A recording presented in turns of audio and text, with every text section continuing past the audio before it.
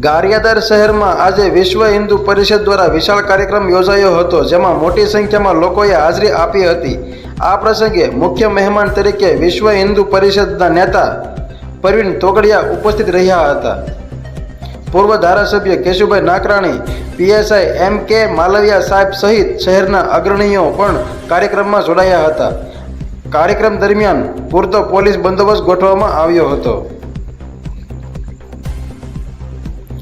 પ્રવીણ તોગડિયાએ તમામ હિન્દુ સમાજને એક થવાનો સંદેશ આપતા હનુમાન ચાલીસાનો પાઠ કરતા રહેવા તથા ભારતીય સંસ્કૃતિ પ્રત્યે અડગ રહેવાની અપીલ કરી હતી.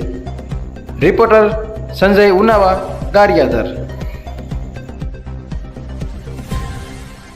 મારું નામ પ્રવીણ ખેની. હું અહીંયા પીએમ ચેરિટેબલ ટ્રસ્ટ માધવ ગૌધામ સંચાલક એમનું જે કંઈ ગૌશાળાનું મારું સેવાનું કાર્ય છે એ કરું છું.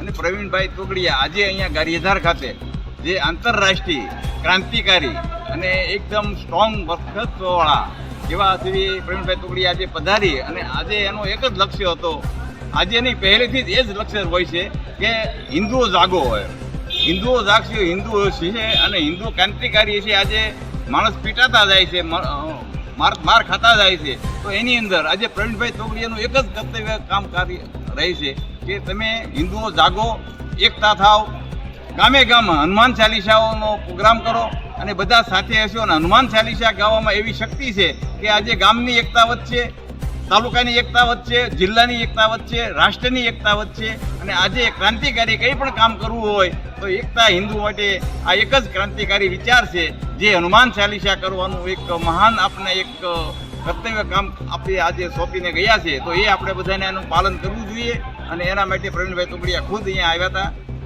આટલું કહીને વિરમું છું. જય હિન્દ, જય ભારત. ગુજરાત અને દેશ દુનિયાની તાજા અપડેટ માટે અમારી ન્યૂઝ 7 ગુજરાતીને લાઇક કરો, શેર કરો, સબસ્ક્રાઇબ કરી બેલ આઇકન જરૂર દબાવો.